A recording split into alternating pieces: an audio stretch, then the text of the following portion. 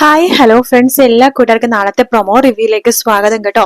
അങ്ങനെ ഗംഗപ്രസാദ് നല്ല രീതിയിൽ തന്നെ കിരൺ പെരുമാറുന്നുണ്ട്. കിരൺ ആണെങ്കിൽ ആ ചങ്ങല കഴുത്തിലിട്ട് മുറുക്കുന്ന സമയത്ത് അയാൾ അതായത് ഗംഗപ്രസാദ് മരണത്തെ മുന്നിൽ കണ്ട് ഇങ്ങനെ കയ്യും കലക്കിട്ട് അടിക്കുക കേട്ടോ. അതായത് മരിക്കാൻ പോകുന്ന ആ ഒരു അവസാന സ്റ്റേജിലേക്ക് എത്തുവാണ്. കല്യാണി പറഞ്ഞിട്ട് വേണ്ട കിരണേട്ടൻ ഇത് ചെയ്യരുത്, ഇയാളെ പോലത്തെ ഒരാള് ശരിക്കും അനുഭവിച്ചിട്ട് വേണം മരിക്കാനായിട്ട്. ഇയാൾക്ക് വേണ്ടി കാത്തിരിക്കുന്ന ഒത്തിരി പേരുണ്ട്. ഞാൻ അച്ഛനും അമ്മേനെയൊക്കെ വിളിച്ചിട്ടുണ്ട്, അവരൊക്കെ ഇവിടെ എത്തുന്നുണ്ട്.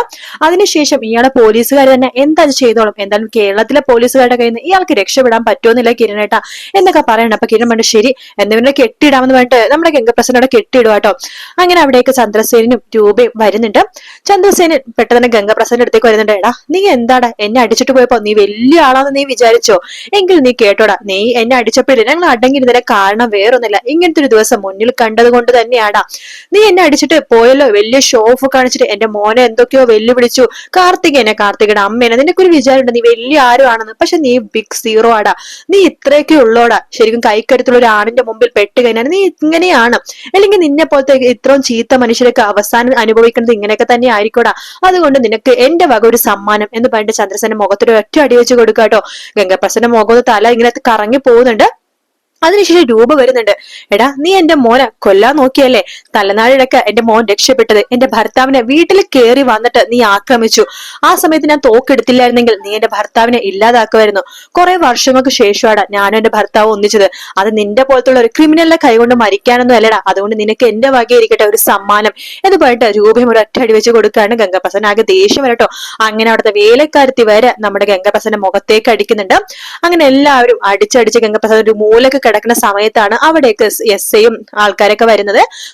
ഇവൻ വലിയ ആളാന്ന് ഇവന്റെ വിചാരം. എന്തായാലും ഇനി ഇവൻ പുറംലോകം കാണാൻ പോകുന്നില്ല സാർ എന്ന് പറയുമ്പോ ചന്ദ്രസേനൻ പറയണ്ടേ, ഇവന്റെ പേരിൽ എന്തൊക്കെ കുറ്റങ്ങളുണ്ടോ എല്ലാം ചാർത്തിക്കോ, ഒരു കുഴപ്പമില്ല, എല്ലാം ഞാൻ ഏറ്റുള്ളാം. ഇവൻ ഇനി പുറം ലോകം കാണരുത്, കേട്ടല്ലോ? അതൊക്കെ ഞങ്ങൾ ഏറ്റു സാറേ എന്ന് പറഞ്ഞിട്ട് പോലീസുകാരെ റാഞ്ചി കൊണ്ടു പോകാട്ടോ ഗംഗപ്രസാദിനെ. അയാളങ്ങനെ ഡോറ് തുറന്ന് അകത്ത് കയറണ പോണ സമയത്ത് പോലും കല്യാണിനെ നോക്കി സൂക്ഷിച്ചു നോക്കി പേടിപ്പിക്കുകയാണ്. കല്യാണി ചിപ്പ് കയറി പോടാ എന്ന് പറയുമ്പോ ഗംഗപ്രസാദ് കാണിച്ചരാടി, ഞാൻ പുറത്തിറങ്ങി നിന്നെ കാണിച്ചുതരാം എന്ന രീതിയിലാണ് അകത്തേക്ക് കയറി പോകുന്നത്. ഒരു കാര്യം ഉറപ്പാണ്, ഗംഗപ്രസാദ് എന്നാൽ ജയിലിൽ കിടക്കാൻ പോകുന്നു തോന്നുന്നില്ല, മിക്കവാറും പുറത്തിറങ്ങാൻ ചാൻസ് ഉണ്ട്. അങ്ങനെ ഗംഗ സെല്ലിലേക്ക് കടത്തിയതിനു ശേഷം രൂപ ചന്ദ്രസേനോടും കല്യാണിടത്തും കിരണ്ടതൊക്കെ പറയുന്നുണ്ട്. ഇനി എന്തായാലും കാർത്തികയുടെ അമ്മക്കൊക്കെ സുഖമായിട്ട് സമാധാനത്തോടെ ജീവിക്കാം, അവർക്ക് കുറച്ചൊരു ആശ്വാസമായിട്ടുണ്ടാകും എന്നൊക്കെ പറഞ്ഞ അവര് സമാധാനത്തോടെ ഇരിക്കാട്ടോ.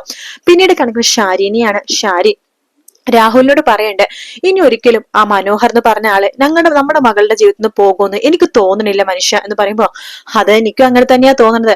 അവൻ എന്തായാലും നമ്മുടെ മകളുടെ ജീവിതത്തിൽ നിന്ന് പോകാൻ പോണില്ല. പിന്നെ അവന്റെ അന്ത്യം കാണണമെന്നുണ്ടെങ്കിൽ അവൻ ചതിച്ച ഒരുപാട് പെമ്പിള്ളേരുണ്ടല്ലോ, ആ പെമ്പിള്ളേരുടെ തന്തമാരും തള്ളമാരും ഒക്കെ വന്നിട്ട് അവനെ തല്ലിക്കൊല്ലണം, എങ്കിൽ മാത്രമേ അവന്റെ അവസാനം കാണാൻ പറ്റുള്ളൂ എന്ന് പറയണം. അങ്ങനത്തെ ഒരു ദിവസം വരുമോ എന്തോ, എന്തായാലും കാത്തിരിക്കാം. എന്താ നമ്മുടെ മോളുടെ ജീവിതം അവസാനം ഈ സാധനം അവസാനം നമ്മുടെ മോളുടെ തലയിൽ തന്നെ വന്ന് വീണല്ലോ.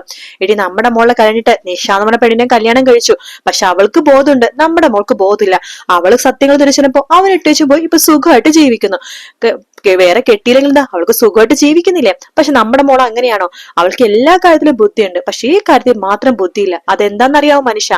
അവള് മറ്റാരെക്കാളും അവനെ സ്നേഹിക്കുന്നത് കൊണ്ടാ, കണ്ണടച്ച് വിശ്വസിക്കുന്നത് കൊണ്ടാ. എന്തായാലും സത്യങ്ങൾ അവൾക്ക് ഏറെക്കുറെയൊക്കെ മനസ്സിലായി വരുന്നുണ്ടെന്നാ എനിക്ക് സംശയം. അതെന്താ നീ അങ്ങനെ പറയണത്? അവളുടെ നോട്ടത്തിലും പെരുമാറ്റത്തിലൊക്കെ ചെറിയ സംശയങ്ങൾ അമ്മമാർക്കല്ലേ പെട്ടെന്ന് മനസ്സിലാവുള്ളൂ. അവൾക്ക് എന്തൊക്കെയോ സംശയങ്ങൾ തോന്നി തുടങ്ങിയിട്ടുണ്ട് എന്ന് ഷാരി പറയുന്നിടത്താട്ടോ പ്രൊമോ തീരുന്നത്. വീഡിയോ ഇഷ്ടപ്പെടുകയാണെങ്കിൽ ലൈക്ക് ചെയ്യാനും സബ്സ്ക്രൈബ് ചെയ്യാനും കമന്റ് ചെയ്യാനും മറക്കല്ലേ. മറ്റൊരു വീഡിയോ കാണാം friends. Take care. Bye bye.